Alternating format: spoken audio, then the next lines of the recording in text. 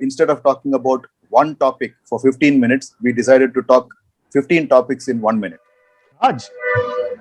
Yeah, that didn't sound right, no? Yeah, no. No. I mean, it's okay. It's fine. I think I got it mixed up.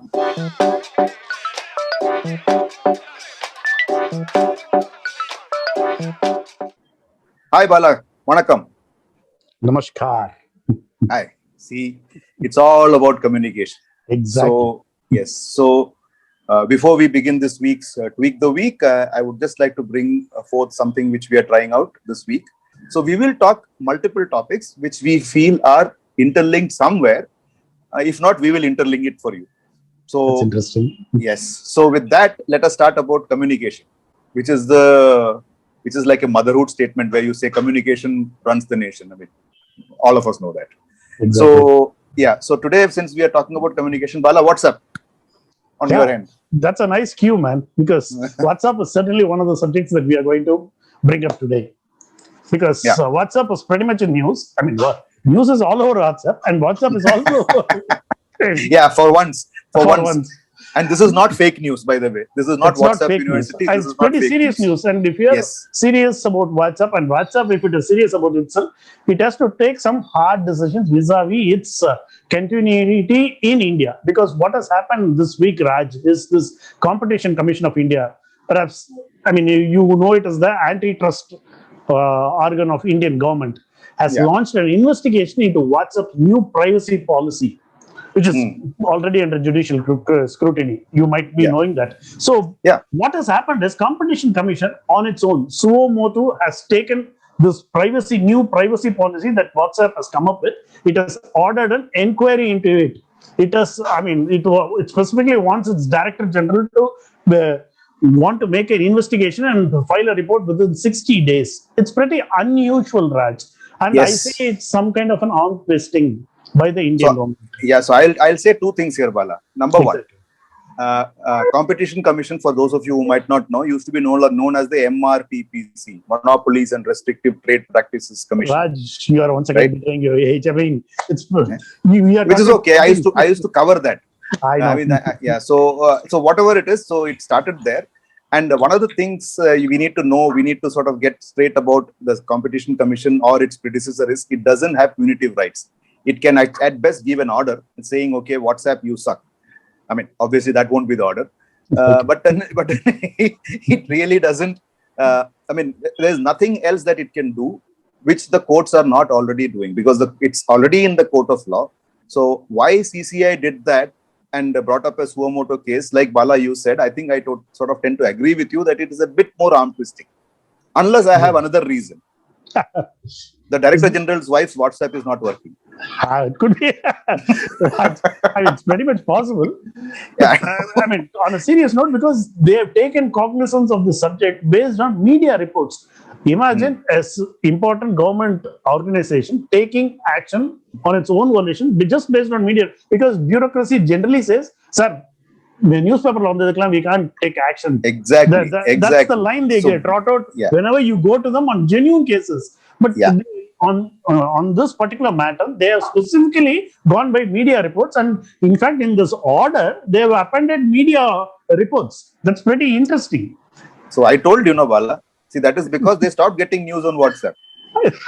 So, see, it sounds pretty logical. No, but then jokes apart, I think these are all just stupid jokes that we make. But then jokes apart, Raj, you never know. It's very difficult to switch between fact and fiction in this country anymore. Since we are talking about WhatsApp and not WhatsApp jokes, we should, or fakes, or WhatsApp universities, I think we should take a little more cognizance of this, because to me it is a bit like arm twisting. It's like, I mean, you're sitting quiet for some time and then saying, you know what, your privacy rules don't work. By the way, some of you might remember that we did take up this topic in one of the earliest of Tweak the Weeks some weeks ago. That sounds weird, but then we did that, and we gave you in detail what the project the proposed idea was. So WhatsApp basically gave us a take it or leave it sort of a deal, which is what now CCI is opposed to, right, Bala? Exactly, and CCI, in a sense, ironically, has given a take it or leave it to WhatsApp. You better change it or don't. Actually, I'm not. That's what it has come to. And because some of the words that the CCA order uses, it says it's WhatsApp's policy update is exploitative and exclusionary and is of exclusionary conduct. These are all pretty strong words. These are words that you don't expect a typical government organization to. I mean, you can understand courts using it, but an Indian government organization using it is slightly unheard of. It's not totally rare, but this is one of those rare cases, rarest of rare cases. And it comes on the wake of at the end of the week where Indian government has told the Delhi High Court where it has told the government told the court whether it is possible to stop WhatsApp from coming up with this policy update. So it is pretty clear the government doesn't want this policy update. So that is pretty much clear because they have said in as many words to the court. Yeah, and that is, and I don't dispute that at all, because see, WhatsApp itself seems to have, WhatsApp and its parent Facebook seem to have different rules in different countries. So, I mean, if government of India is standing up and saying, you know what, you guys can't do this here and do something else somewhere else, I think it makes a lot of sense. So, I mean, I have no dispute about that. I'm more about why CCI, why now? Why not? Because at the core of the problem is this transcription. Not transcription, encryption. Because WhatsApp offers at least it says it offers end-to-end encryption, and it cannot get into what the eventual. I mean, you and I typically exchange good morning messages or what Indian cricket does, the things that we generally do, because it is end-to-end encrypted. WhatsApp says it can't get into it because when Indian government has come up with this new rules for social media, one of the rules was it wants to find the originator of fake news or alarming news or wrong news. It has classified various fake news, and in one specifically it mentions it wants to know the originator of fake news, and when it wants to know that originator, this end-to-end encryption has to be broken, and WhatsApp is loath to do it. So that's where the problem lies, Raj. Yeah, I guess you have summed it up pretty beautifully, Bala. I think there is nothing much left for me to say. Other than, I mean, if the government looks around, I think it's pretty easy to find where the fake news emanates from. I didn't say that. God, you're getting naked. Yeah, that's what I said. I didn't say that. It just came out. So that is fake news, by the way. So I think we'll leave it there for now and see what WhatsApp does. That is pretty weird to say. What WhatsApp will do. Because WhatsApp currently has said that it is committed to protecting, I'm reading from a text, protecting people's personal communications with end-to-end encryption and providing transparency about how these new operational business features work. Now, that being the statement, what is the government going to do next? What is the government going to do in the courts of law? And how CCI is going to deal with it? This is something which we will keep watch on, and we'll probably come back if it makes interesting news and if we can't figure it out. Exactly. So so now that we are on WhatsApp, we'll move away from WhatsApp here. I want to bring in something because there are elections going on. I think we'll bring in the election part now. Bala, right? Does it make sense? It may actually make sense for once. Well, I mean, see, a lot of what we talk doesn't make sense, but this one actually makes sense because from WhatsApp, the election is because a lot of election campaign is happening over WhatsApp. So WhatsApp, yeah. What I want to bring in here from my perspective is, I mean, the campaign seems to be just getting below the belt. I mean, it's not a pleasant thing. People are just saying anything and everything and getting away with it is what I feel. What's your thought on that, Bala? Raj, the operative word that you used is below the belt, and actually in Tamil Nadu's case, but I don't know how much of it has been reported in places like Bangalore or Delhi, because some of the words that some of the speakers have been very literally below the belt. I mean, for example, one of DMK's leading speakers, Dindigul Leone, has been specifically talked about women's hip. I mean, imagine somebody bringing up women's hip during election campaign, and that DMK, I mean, is one of the star speakers for DMK, and he specifically said women's hip, they no longer look shapely like 8. I have a point there. I think he was just trying to be hip. Bad joke. Bad joke. Yeah. But I mean, any amount of bad joke doesn't bring out the inherent badness in what they communicate. Yes, I agree. And then, I mean, the same thing happened with Mamta Didi's leg also, right? Yeah, so you had umpteen, that also was below the belt. So as it were. So for those of you who, I'm sure all of you know that she she broke her leg, or partially broke her leg, or whatever it is. But the best joke that came around was, somebody circulating it through WhatsApp. So I'm bringing WhatsApp here. So circulating pictures which said that, okay, you know what, Mamta Dizi's plaster is quite mobile. It moves from leg to leg. Till Alt News, which is an organization which comes up with which checks fake news and brings these things out. Bus fake news. They came out and said, you know what, it is just the image being taken the other way. So it's as simple as that. Ulta. So you look at it this way, the left leg is fractured. You look at it this way, the right leg looks fractured. I mean, it's just basic. How do I put it? Basic common sense. So if we have gone to that level, I don't know where we are going. So because I think elections, everything is being turned upside down, Raj. Yeah, and then you had same way, and then you had a scenario where the same Mamta Didi came out and said that Modi's beard is growing and nothing else is growing. I mean, what does that mean? So at least that can be. I mean, that is okay. That's kind of understandable. I don't have with what Didi said, because some of the things that what you are hearing in Tamil Nadu beggars belief, Raj.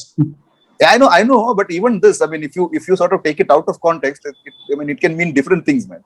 We shouldn't be saying this, but then seriously, I don't think we should be talking about this. It's supposed to be a family show. But before we get all puritanical and saying that it's a sign of the times, because I can certainly say from Tamil Nadu's example, the kind of campaigning that we are getting to see is exactly not too different from what we were used to from the 70s. Because I remember from the 70s, the cartoons that the Dravidian parties came up with against, say, somebody like Kamaraj, they were pretty obscene, Raj. They were obscene. Correct. Yeah. So it is kind of an extension of that. It is not just that we have suddenly become obscene or we have become very bad or licentious or anything. It is just that it is an extension of what has been happening for several years. So yeah, I think we'll sort of wind up this session by just saying one thing. I just saw it right now, some time back before we started recording this. It is Shashi Tharoor actually publicly apologizing to Modi for a tweet he made yesterday.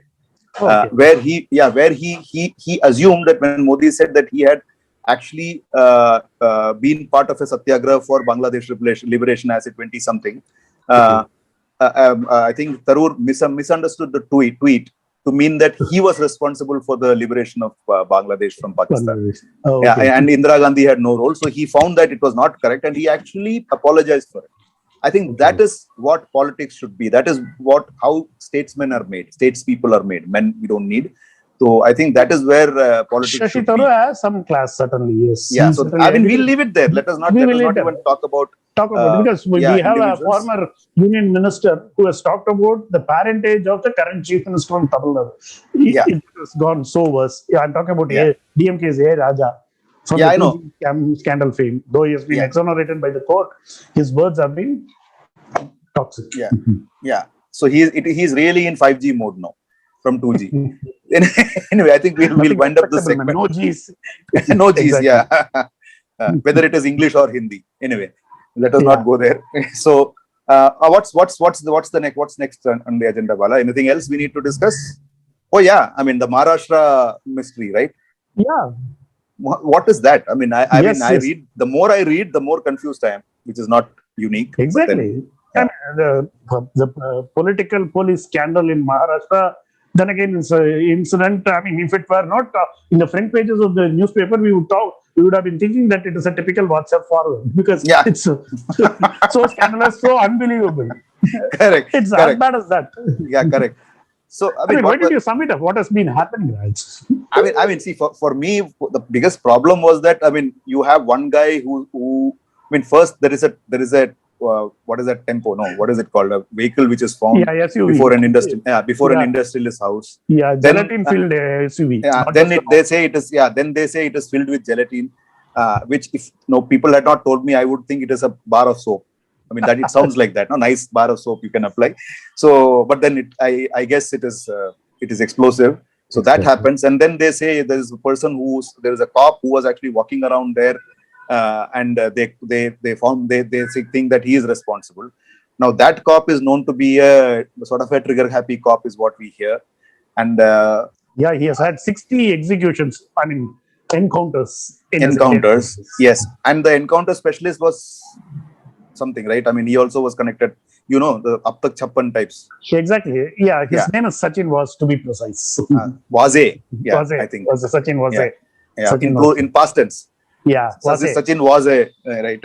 Yeah, before, I mean, just one more peek into his past is he, at some point, actually, he was sent out of the police force. He had gone out of the police force and he had actually joined Shiv Sena. He was part of Shiv Sena. And in 2020, he was reinstated as a special case for on COVID duty, whatever that means. I don't know what police have to do with COVID duty. He was reinstated after 14 years into the police force. Now, see, he probably was replacing the virus. I don't know.